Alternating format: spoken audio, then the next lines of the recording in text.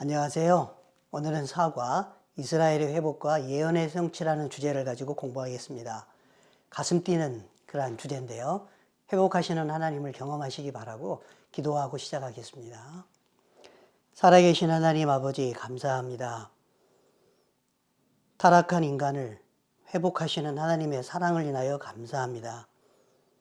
또한 역사의 무대에서 사라졌던 이스라엘을 버리지 아니하시고 언약에 충실하신 신실하신 하나님의 성품대로 이스라엘을 회복하시는 역사를 우리의 목전에서 우리 시대에 보게 하시니 감사합니다. 이것을 저희가 보고 감동하게 하시고 전율하게 하시며 하나님의 손길을 보며 하나님의 하나님 되심을 인정하고 그리고 그 앞에서 저희가 어떻게 행해야 될지를 생각할 수 있는 그런 귀한 시간으로 인도하여 주시옵소서. 성령 하나님께서 이 자리에 이 시간과 공간에 임재하여 주시며 가르치는 자나 듣는 자나 하나님이 전하시는 메시지를 굉음으로 받고 순종하는 자리에 있게 하여 주옵소서. 성령 하나님 이 시간에 강력하게 임재하여 주옵소서. 예수님의 이름으로 기도하옵나이다. 아멘. 네, 사과 이스라엘 회복과 예언의 성취입니다. 굉장히 중요한 내용이고요.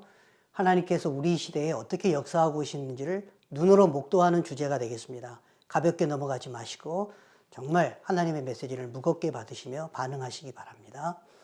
1882년 알리야의 시작으로부터 1948년 이스라엘의 재건, 1967년 예루살렘의 회복, 오늘날 20세기의 이스라엘의 영적 회복, 이 내용에 대해서 주로 다루도록 하겠습니다. 그리고 이 내용을 기초로 해서 이스라엘이 이렇게 회복되고 충만하게 될 때 열방에 얼마나 더 큰 풍성함이 있겠느냐, 이러한 주제를 가지고 우리가 해야 될 역할을 생각해 보는 시간을 갖겠습니다. 사진에 무화과 나무를 가져왔는데요. 이 사진은 이스라엘에서 찍은 사진입니다. 그리고 무화과 나무는 마태복음 24장에 보면 예수님께서 무화과 나무의 비유를 배우라 하면서 24장 감람산 강화를 언급하실 때 사용했던 비유고, 그러면서 뒤에 후반부에 뭐라 그래요? 무화과 나무의 가지가 연하여지고 잎이 나고 할 때 여름이 가까운 줄을 알라. 여름은 끝날이라는 단어하고 연결되어 있거든요. 이스라엘의 컨텍스트 속에서 보셔야 돼요. 우리나라는 봄, 여름, 가을, 겨울 이렇게 계절을 카운트하지만 이스라엘은 달력이 가을, 겨울, 봄, 여름이에요. 그래서 여름이 가까운 줄 알라고 했다는 말은 끝이 가까웠다는 말을 의미하는 겁니다. 이스라엘의 회복은 끝과 관계되는 거예요. 이스라엘이 회복되는 걸 볼 때 주님의 임하심이 마태복음 표현하면 인자가 문 앞에 가까이 온 줄로 알라. 누가의 표현으로 하게 되면 하나님 나라가 가까이 온 줄로 알라. 이런 표현을 하고 있거든요. 그래서 이스라엘의 회복에 대해서는 예의주시해서 보셔야 되고 공부하시고 또 이것이 의미하는 바가 무엇인지를 분명하게 알고 나의 실천을 생각하셔야 되겠습니다. 오늘 공부할 내용은 역사의 화살표를 쭉 보시게 되면 일과 언약과 이스라엘 약 4,000년의 역사를 우리가 다뤘었고요. 성부 하나님이 깊이 있게 여러분에게 다가가기를 바랍니다. 2과에서는 메시아 언약의 성취, 유대인의 왕 예수야를 중심으로 약 33년 동안의 예수님의 생애와 사역 가운데 우리가 어떤 일이 이스라엘을 중심으로 일어났는지를 공부를 했고, 성자 예수님이 마음속에 깊이 새겨지기를 바란다고 했습니다. 그리고 예루살렘 멸망 AD 70년 이후에 초대교회와 이스라엘의 디아스포라에 대해서 공부하면서 우리 시대죠. 2000년 동안에 이 성령 하나님이 어떻게 운행하셨는지 성령 하나님의 역사를 보고 또 우리도 성령 충만하기를 기대하는 그런 마음을 가지시라고 부탁을 드렸습니다. 자, 이 시간에는 네 번째 시간으로 이스라엘이 회복되는 측면을 보도록 하겠습니다. 오늘날의 역사입니다. 이스라엘을 언급할 때 시간이 없어서 딱 5분간만 이스라엘을 얘기해 주세요라고 하면은 저는 로마서 11장 25절로 26절의 말씀을 선택합니다.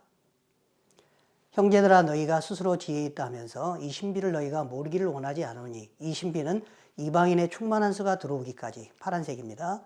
이스라엘의 덜어는 우준하게 된지라. 앞에 빨간색으로서 점선으로 된 부분이죠. 역사의 무대에서 일시적으로 부분적으로 배제된 상황을 도표로 그린 겁니다. 역사의 무대에서 사라졌지만 완전히 없어진 건 아니라는 거죠. 하나님의 구속사역, 경륜, 이방인의 충만한 수가 차기까지 이스라엘이 잠시 우준하게 됐다라는 그러한 그림이 되겠습니다. 그걸로 끝나는 게 아니라 하나님은 이스라엘을 버리지 아니하시고 점선으로 되어 있던 이스라엘이 다시 실선으로 이어지죠. 빨간색. 그리하여 이 모든 과정을 통하여 마지막 시즌에 온 이스라엘이 구원을 얻으리라는 게 우리 시대에 주어진 중요한 주제입니다. 이 주제를 놓치게 되면 하나님의 일하시는 손과 하나님의 향하는 눈동자와 하나님의 마음에 있는 것과 관계없이 사역하고 관계없이 일할 수 있어요. 헛다리 긁을 수 있다는 거죠.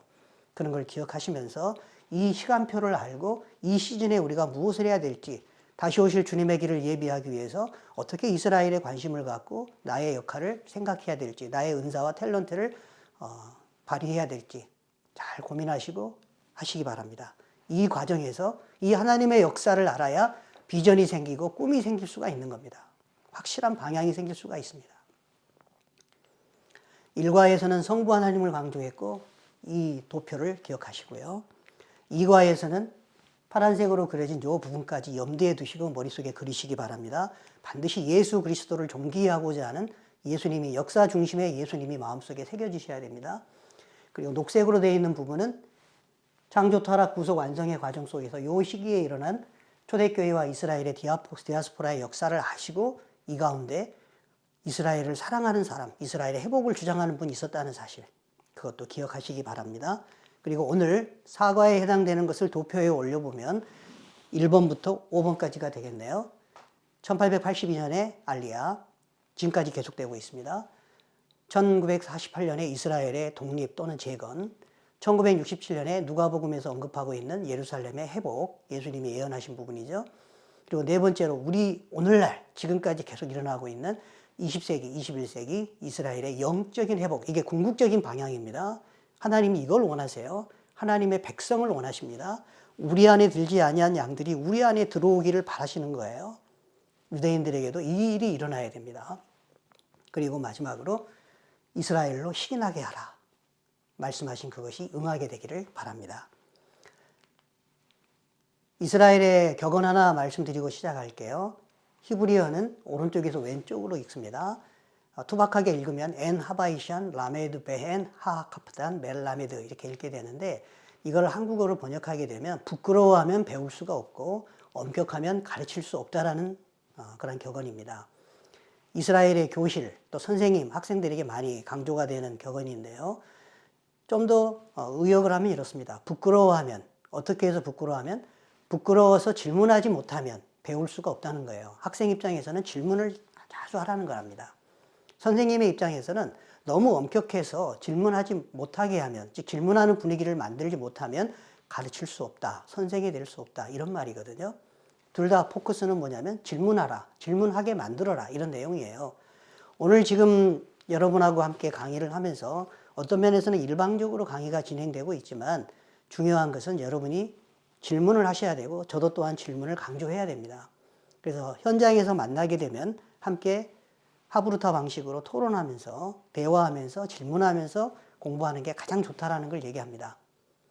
이러한 것들을 이메일이나 책자에 나와 있는 주소나 그런 이메일 이런 방식으로 저에게 질문해 주시면 언제든지 대답해 드리겠고, 현장에서도 함께 만날 수 있는 기회가 있었으면 좋겠습니다.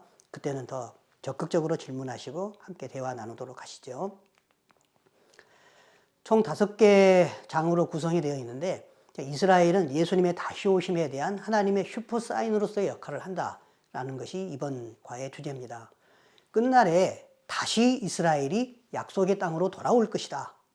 알리한단 말이죠. 바벨론 포로기관과는 다른, 또 다른 제2의 출애굽과 같은 엄청난 규모의 다시 돌아옴이 있을 것이다. 그게 우리 시대에 일어나고 있는 말이고, 그걸 히브리 말로는 알리야라고 표현을 합니다.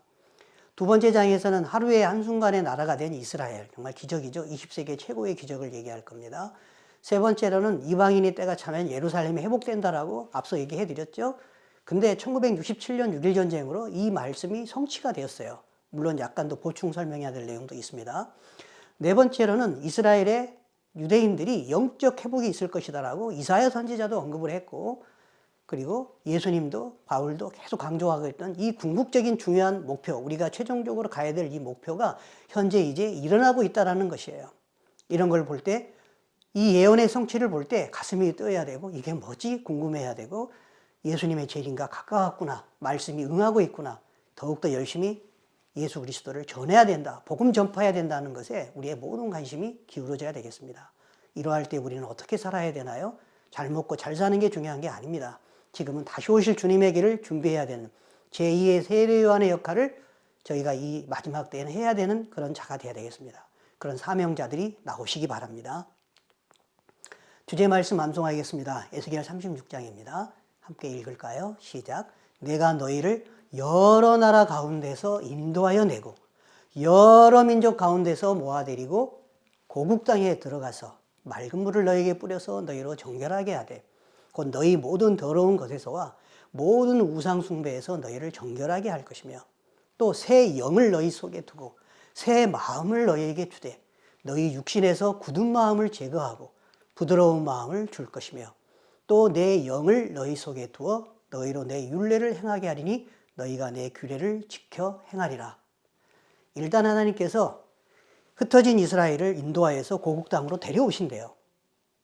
바벨론 포로로 끌려갔다가 70년 만에 돌아온 그러한 패턴처럼 AD 70년에 흩어졌던 이스라엘 다시 2000년이 지났지만 더 많은 시간과 더 넓은 범위로 흩어졌지만 하나님은 전능하시고 신실하신 하나님이시므로 못하실 것이 없죠. 오히려 그러한 인간적인 장애는 하나님에게는 하나님의 하나님 되심을 전능하심을 드러내는 그런 장이거든요. 기적적으로 돌아오게 하시고 그걸로 끝나는 게 아니고 맑은 물, 새 영, 새 마음, 내 영 뭔가요? 성령 하나님의 역사로 이스라엘이 구원 얻게 하시겠다. 그들에게 하나님을 아는 마음을 불어넣어 주시겠다. 심령 할례를 주시겠다. 이런 약속을 해주고 계십니다. 구약에서도 이미 그렇게 예언하고 있지만 신약에서도 사도 바울이 로마서 11장에 언급하고 있습니다. 조금 전에 봤던 내용이죠. 도표로 보셨던 내용 중에 형제들아 너희가 스스로 지혜 있다 하면서 이 신비 미스테리온 보여줘도 보지 못하는 것이다라고 얘기를 했었습니다. 너희가 모르기를 원치 않는다. 이거 모르면 너희 지혜 있는 사람이 아닌 거야. 너희가 아무리 지혜 있다고 한들 이거 모르면 지혜 있는 게 아니에요 라고 말하면서 이 신비는 이방인의 충만한 수가 들어오기까지 지금까지 2000년 동안 일어났던 기독교회사의 구원의 내용입니다. 이방인의 충만한 수가 예수님을 영접했습니다. 그때까지 이스라엘의 덜어는 우둔하게 된 것이라 그리하여 온 이스라엘이 마지막 시즌에 구원을 받으리라. 이 내용을 같이 연결해서 보시기 바랍니다. 같은 내용입니다.